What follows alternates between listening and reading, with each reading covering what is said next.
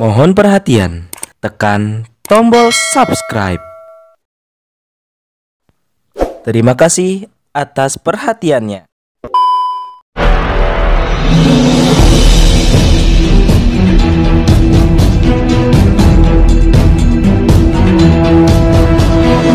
Saya Yasin Muhammad, driver online Depok.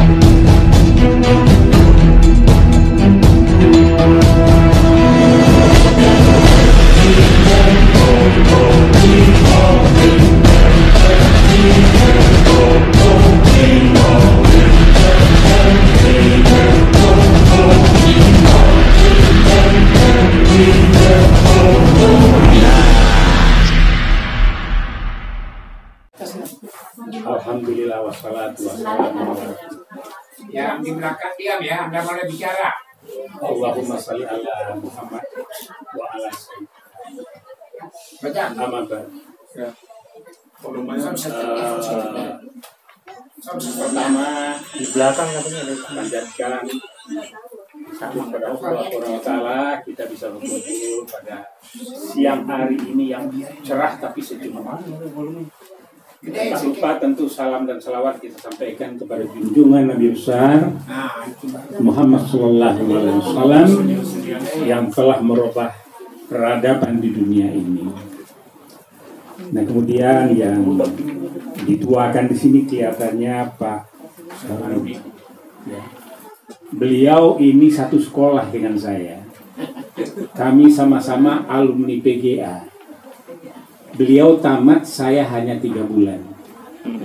Karena apa? Waktu itu PRRI. Jadi kami hampir sebaya. Lebih tua saya 2,5 atau 3 tahun. Beliau masih gagah sekali. Masih gagah. Dan kelihatannya banyak guru di sini pendidik. Jadi saya bicara singkat, tidak banyak. Kalau tausiah yang didukung ayat dan hadisnya nanti ditona karena sekolah beliau itu. Kayak saya tadi cuma berapa? 3 bulan. Ya. Pak Drulin saya dari keluarga pesantren. Pesantren saya itu hari ini tahun depan kita ulang tahun yang ke-167. Allahu Akbar. Seharusnya pimpinan pondok itu sudah pahlawan. Cuma kita tidak minta. Tapi sejak Bung Karno itu sampai sekarang jarang yang mau melirik. Karena apa? Di sana Golkar tidak pernah menang, apalagi PDI tidak ada. Ya, jadi sehingga jalan raya yang dekat pondok itu sepanjang 6 km itu tidak pernah diaspal, kalau jalannya besar. Ya karena itu tadi. Karena apa? Prinsipnya jelas. Ya, nah itu namanya Darul Funun El Abbasiyah. Nah itu silahkan di browsing, di Google ada. Nah sejak 5 bulan yang lalu saya didapuk itu bahasa Jawa ya. Ditetapkan sebagai pembina. Daulat. Ketua pembina untuk pesantren. Tapi setelah saya lihat Masya Allah. Infrastrukturnya bagus, hampir 11 hektar. Nah, asrama 3 tingkat. Disitulah dulu salah satu pusat pemerintahan ya darurat Republik Indonesia di mana Safruddin Prawira Negara itu berkantor di sana, Tengku Hasan di sana, Menteri Agama di sana, Menteri Pendidikan di sana, dan serah terima antara Pak Safruddin dengan Jogja itu dijemput oleh Pak Natsir dan Leimena itu ke sana. Nah, jadi sejarah Pondok Perjuangan itu luar biasa yang sampai sekarang kita juga kalau nyumbang tidak terikat silahkan, kalau tidak kita bangun dari keluarga dan masyarakat. Nah itu untuk mengawali. Dan kami sama-sama keluarga Depak ini sama yang dituakan di sini. Dan alhamdulillah pesan saya yang pertama adalah peliharalah kesultanan atau kerajaan Mayeli. Itu harus dipertahankan. Ya. Karena di Raja Ampat juga demikian. Sampai di Papua. Karena kita ini kumpulan dari kesultanan-kesultanan yang kemudian dikumpulkan oleh Pak Natsir, ya, Perdana Menteri pertama NKRI, dikumpulkan dari sekitar 40 sekian, termasuk yang dari NPT kerajaan itu ada 3. Itu mereka menyerahkan mandat kemudian serahkan Bung Karno, menjadilah Negara Kesatuan Republik Indonesia. Nah, yang sebelumnya waktu perjanjian Renville itu Papua Raja Ampat itu tidak masuk. Nah, untuk itu Pak Natsir tidak setuju dengan isu, mundur dia dari kabinet. Tapi kemudian diminta lagi. Nah, ini mengawali. Nah, jadi itu saja, dan saya bangga ya, karena apa? Saya pernah mampir di beberapa kesultanan, terakhir itu di kesultanan yang terpelihara sangat baik, yaitu di Kalimantan Barat. Dan umumnya kita itu mirip-mirip ini. Sepertinya kita keturunan Yaman barangkali. Tadi entah ya, entah atau keturunan Mesir sebelah kiri. Jadi atau yang dari Yaman Barat, itu hitam bulat-bulat gitu ya. Itu di Melanesia. Nah, kalau yang putih-putih itu sudah kayak ke kanan, itulah Mesir. Peranakannya banyak di Prancis dan di Eropa. Nah, disitulah dibangun di Asia Tengah tadi. Al-Fatih membangun ya khilafah ya Turki Utsmani. Oke, kita tinggalkan itu 10 menit ya. Biasanya saya 3 jam tak berhenti. Mungkin dia takut bayar honornya mahal. Sepertinya seperti kayak gitu. Nggak usah khawatir ya. Soal yang penting begini. Barangkali selangkah kita ke masjid, setiap langkah itu ada hitungannya kan? Iya. Nah, satu kata yang sampaikan kalau bermanfaat juga ada. Baik, saya cerita 4. Saya nggak janjian sama Bu Dona, istri saya tersayang ini. Di sini saya bilang sayang, di rumah ngomel terus saya. Jadi saya bikin catatan, biasa begitu. Beliau karena biasa bikin makalah, paper sama. Nah, dia kalau belajar susah dilarang karena apa? Mazhabnya adalah Khulafah, ya, Khulafah Rasyidin, salah satunya Ali bin Abi Thalib. Itu ada gudang ilmu yang harus dipelajari katanya. Orang PGA harus paham gitu. Nah, beliau begitu, saking begitunya kuliah agama aja ambil 3. Pendidikan agama Islam, yaitu sedang mudah-mudahan doakan disertasinya selesai untuk doktor. Amin. Kemudian dakwah ya. Kemudian ada aja ekonomi dia belajar. Nah, nanti detailnya yang pakai ayat, pakai hadis, ambillah urusan beliau dan ada paper begitu. Urusan saya 4 saja. Pertama apa? Silaturahmi atau silaturahim. Itu jelas di surat An-Nisa ayat 1. Kujadikan anak manusia ya berpasang-pasangan. Nah, lahirlah Adam dan Hawa, terus berkembang biak menjadi suatu masyarakat. Tapi ahli Eropa dikatakan kita dari monyet katanya. Nah, itu bedanya ya. Teori Darwin itu. Ya. Nah, kemudian dalam perkembangbiak itu bersilaturahimlah, berkeluargalah, berumah tanggalah. Nah, saya senang ini. Jadi keluarga Mayeli itu kalau yang ada ke ke Jawa, ke Padang, kemana gitu ya, syiarkanlah ya ujar-ujar yang ada di dinasti Mayeli tadi sebagai suatu kerajaan Islam. Kalau tidak salah saya ini, ya. Nah, kemudian di An-Nisa ayat 36, kita itu tidak boleh ya merugikan orang lain dengan timbangan yang tidak sesuai. Kan itu ada oleh. Dan kemudian dinyatakan rawatlah anak yatim. Karena sebagian harta kita itu adalah milik mereka. Untuk itu apa? Infak, sedekah dan sebagainya. Nah, ini tidak satu. Jadi ini hari, alhamdulillah tadi statementnya kita perlu tausiah. Ini harus dilembagakan. Saya sangat dukung itu. Hari ini pas kumpul uangnya itu tausiah. Bukan nilai rupiahnya, tapi kalbu kita dan niat nawaitunya. Ya, nawaitunya itu yang ini. Nah, disarankan nanti ya tentu ada pengurusnya, mungkin sudah ada, ya ada pembinanya apa sebagainya. Nah, itu aspek silaturahminya. Nah, jangan lupa bersilaturahmi ya hablum minan nasnya. dengan partai lain, dengan ada yang dukung Ganjar Pranowo, ya enggak apa-apa lah, dukung Ganjar Pranowo tapi nusuknya Amin. Oh iya, saya sama anak saya abain, saya bilang anak ya, atau adik lah ya, ya aja dukung PAN. PAN itu teman saya itu, ketua umumnya. Karena tersandera, mau nggak mau manut-manut dia sama rejim yang sekarang, ya. Tapi grassroots-nya semua pengennya sama Amin. Dan saya tahu untuk daerah NTT Timur sana ya, kan yang baru sekarang sedang mau ngaji kan, Goplate ya kan dari daerah sana ya. Menko Info dari pulau mana itu? Oh ini Manggarai ya, bukan Limbatan. Ya, Flores Barat. di sana itu tokoh-tokoh semua ada ya, kemudian ahli keuangan itu. Ya, Franseda. Ya, jadi tidak banyak tapi kental-kental profesionalnya. Nah, jadi itu masalah silaturahmi yang memang harus dijaga, dipelihara, dan dilaknatlah mereka yang memutuskan tali silaturahmi. Kemudian yang kedua kita masuk kepada masalah pendidikan. Ya, pendidikan itu kan minallah ilallah sepanjang hidup kita. Ya. Nah, untuk itu bagaimana? Ya, berbagai macam pendidikan, tapi semua itu dimulai dari rumah. Ya. Nanti kita dengar Bu Dona yang lebih mengelaboratnya ya, karena narasinya begini.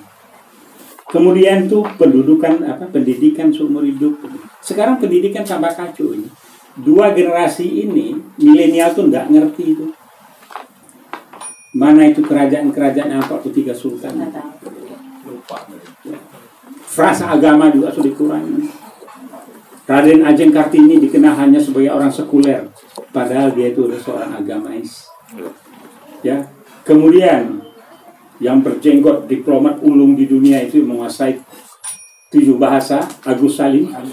Ya, itu dia itu ustaz, dia belajar di Mesir itu, tapi selalu ditempatkan dia sebagai cendekiawan. Ya. Nah, barulah belakangan dibongkar bahwa dia seorang alim ulama yang ikut merumuskan ya pembukaan dasar 45 dan Pancasila. Kemudian pendidikan ini sekarang ini sudah bergeser. Pendidikan merdeka, dulu merdeka. Kalau di pesantren Ustaz ya, ada berhujjah ya.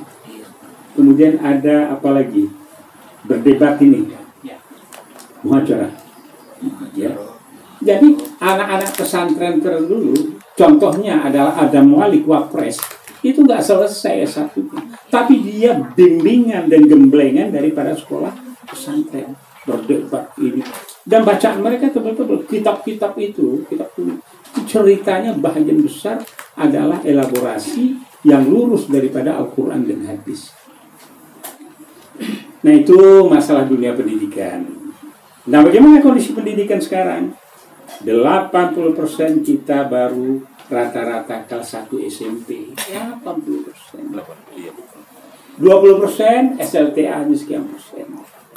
Sekian puluh ribu, hebat kan? Sekian puluh ribu sarjana. Ditambah dengan doktor dan magister abal-abalnya. Banyak itu doktor, magister abal-abal. Ya, dan sudah periksa dan diselesaikan oleh pemerintah, sehingga ada yang ditutup, ada yang dan di recovery kembali setelah dilakukan pembersihan. Jadi cuci gudang kampus itu. Bapak pengalaman saya baru 45 tahun sebagai dosen di kampus. Saya dulu di pemerintah di BUMN, 33,5 tahun di PLN. Ya, dan separuh dari perjalanan saya di BUMN itu adalah masalah sumber daya manusia dan masalah pendidikan relatif. Nah, jadi itu masalah dunia pendidikan. Nah, jadi ini saudara-saudaraku, anak keturunan Mayeli, ya, ini harus giat belajar. Ya. Contoh, saya ini anak orang senang, anak darah biru, kiai, ya. So kalau masuk sekolah Belanda itu, kalau enggak pajaknya tinggi, ya, kalau enggak orang dia itu pendidikan barat, nggak bisa itu. Tapi kakek saya dulu, om saya, ibu saya sekolah Belanda, tapi tidak pernah lepas dari pesantren dan agama. Nah, jadi artinya apa? Kampung saya itu satu kelurahan sekarang ini ada 7 profesor. Satu kelurahan. 16 doktor. Dan tidak abal-abal. So, bagi di desa saya itu adalah kompetisi keluarga di dunia pendidikan. Karena daerahnya tidak subur, jadi mereka merantau. Dan kalau pedagangnya sedikit, banyaknya adalah jadi dosen, jadi guru. Kalau IKIP lah dulu, PGA tempat dulu, nah gitu. Ya. Nah, sehingga pendidikan itu bagian yang tidak terpisahkan daripada kehidupan. Nah, kita masuk masalah ekonomi. Masalah ekonomi, kalau Mayeni ini bikin koperasi bisa. Ya, insya Allah kalau Anies menang, insya Allah ya, nanti koperasi itu dikembangkan sebagaimana Adi Sasono mengembangkan departemen koperasi. Tapi dijegal terus sama Taipan. Dulu belum sehebat itu Taipan. Sekarang di samping Taipan, dia punya ilmu tiupan topan namanya. Badai ekonomi prahara oligarki ekonomi itu menghabisi kita semua. Ya, ini kalau perlu nanti indah Lembatang itu diangkat nanti ditarik pakai getek ke Cina itu. Tentu harus kita jaga. Ini pulau-pulau mau dijual sama Om Joko Widodo. Tidak apa-apa direkam situ. Dia sudah kenal saya loh. Oke, berikutnya itu masalah ekonomi keluarga. Ya, jadi masjid itu ya kalau di Bendungan itu ada Thomas namanya, toko Mas. Nah, jadi jamaah tadi ada warung kecil itu berbelanja di sana. Jadi tidak ke Alfamart. Nah, coba dikembangkan. Kemudian ekonomi Islam sudah. Ya, kebetulan yang membangun bank muamalat itu adalah sobat saya. Nah, cuma saya agak beda. Saya itu agak hitam putih. Nah, sekarang harus belajar abu-abu dikit. Ya, katanya. Ya, karena apa? Dia pendiri bank muamalat, tumbuh berkembang, digeser posisinya, digeser ini jadi dubes kan enak juga kan. Ya, tapi kan tidak itu. Kita kan kita perjuangannya lain. Ya. Terakhir kita masuk ekonomi sudah, ya, silaturahim tadi, ya, dijadikan anak manusia Adam dan Hawa hidup berpasangan, berkembang biak, bersama, dan jangan engkau terputus dan itu karena terputus kekeluargaan akan dilaknat oleh Allah Subhanahu Wa Taala. Ya. Dan satu hal sebagai contoh kita nanti setelah akhir nanti saya tambahkan yaitu tentang Yakub, cikal bakal daripada Bani Israel, gitu. Kita lanjut ke politik. Islam itu mewajibkan kata ulama-ulama ya. Saya coba cari di tafsir gitu, belum ada. Tapi memang bahwa berpolitik, bersiasat itu ada di dalam ya sirah Nabawi itu ada ya, banyak kiai ustaz yang saksiah ya. Begini Ustaz Barudin ya. Nah, jadi berpolitik itu apa? Politik itu komunitas apapun wajib dan memang kalau kita bangun suatu partai adalah untuk menang. Menang untuk berkuasa. Berkuasa untuk membuat kebijakan. Nah, kebijakan itu adalah berupa undang-undang. Nah, kebijakan itu dibuat oleh sekarang ini sistem kita, anggota DPR dan presiden. Sekarang diambil semua, dijadikan omnibus law dan cipta kerja. Maksudnya simple. Ya simple banget. Sekarang untuk operasionalnya udahlah pakai perpu, pakai pilpres, pakai peraturan menteri apa. Ya. Nah, sekarang katanya mau keluar lagi apa sudah keluar itu bahwa pejabat-pejabat negara nggak usah ya apa postpone ya, nggak usah cuti dalam rangka kampanye ini. Enak kan? Kalau nggak cuti kan kemana-mana dia pakai mobil dinas. Kamuflasenya dinas tadi padahal itu ada sudah melakukan fasilitas negara. Ya, nah jadi politik. Nah, so apa? Kalau di masjid itu kita akan hayal sholat, hayal falah. Hayal sholat itu laksanakan ibadahnya. Hayal falah mencari kemenangan. Itulah yang teriakan dulu oleh ya. Dulu dari waktu Aljazair berjuang itu, ya Indonesia tahun 5556 itu mengirim bantuan Jamilah Boher namanya, Sri Kandi, ya petarung ulung untuk di padang pasir. Nah, petarung ulung lagi sekarang ini di padang pasir juga. Taruh di ini adalah Khorasan, itu Taliban. Nah, menurut ya catatan sejarah, satu saat nanti akan datang dari Khorasan dan muncul dari padang pasir, maka mereka akan berkumpul di Baitul Maqdis untuk bertempur melawan ketidakadilan. Jadi itu ada lagu datanglah Al-Mahdi, datanglah Ahmadi dan Musarraf ini dan sejuk yang baru beredar di Indonesia, karena itu sudah lama syairnya. Jadi silaturahim wajib, tidak boleh terputus, bentuknya macam-macam, arisan, paguyuban. Kemudian yang kedua masalah pendidikan, minan nahdi ilal. Coba perhatikan video-video dari Timur Tengah, khususnya dari Gaza. Anak balita bisa pidato, anak umur 8 tahun bisa memberikan, ya, luar biasa mereka itu. Dan anak kecil dalam keadaan luka diinfus, sholatnya tidak tinggal, itu masih kecil sekali. Nah, bagaimana kami mendidiknya? Dan sekarang itu luar biasa. Jadi 4 tadi, silaturahmi, pendidikan, ekonomi, politik. Nah, jadi itu saja saya singgung sedikit. Terakhir sendiri, bagaimana pendidikan yang luar biasa tadi, hasilnya adalah ya pasukan-pasukan yang luar biasa dari Taliban, Khorasan, perlawan yang hebat dari negeri Chechen yang menghadapi Rusia, sekarang menjadi tenaga inti di dunia. Kemudian bagaimana Al-Qassam dan Al-Quds mereka bertempur melawan ini dengan hanya bermodalkan tekad yang bulat.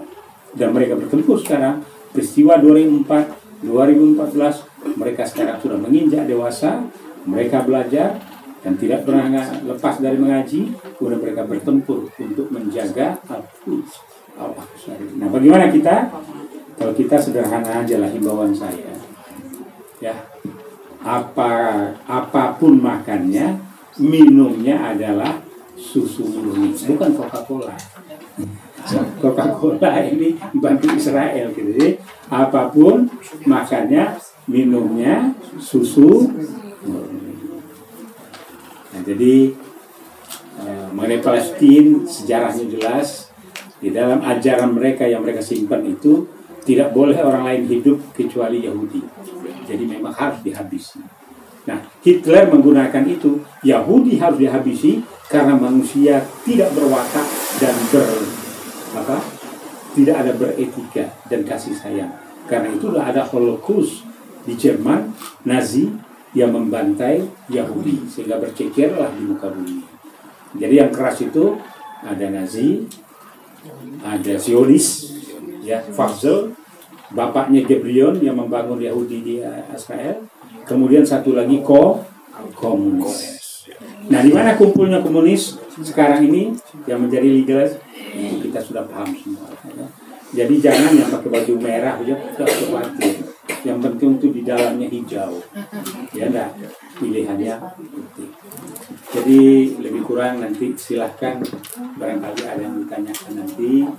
Nah, nanti Bu Dona papernya saya baca tadi. Loh, kok mirip? Nah, barangkali hubungan batin nyambung. Terima kasih. Lebih kurang mohon maaf. Billahi taufik wal hidayah. Wassalamualaikum warahmatullahi wabarakatuh. Takbir!